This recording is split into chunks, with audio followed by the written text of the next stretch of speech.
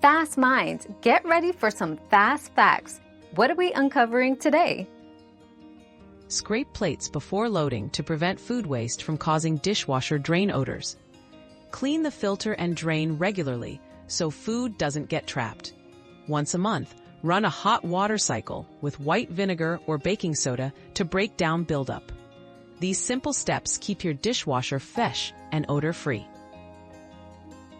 Your daily dose of discovery ends here, but the journey of learning never stops. Subscribe and join us again for more answers tomorrow.